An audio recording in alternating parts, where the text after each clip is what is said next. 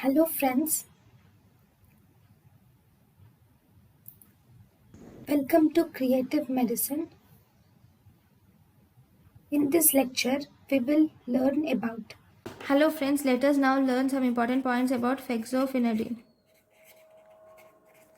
Fexofenedine is actually a second generation and antihistaminic, and it has minimal or no sedative action, and it does not cross blood brain barrier. Because it does not cross blood brain barrier, it has minimal or no sedative action. And one more important thing is, so because it has minimum or no sedative, it can be used in truck drivers and those who work late night. Okay, thank you for watching.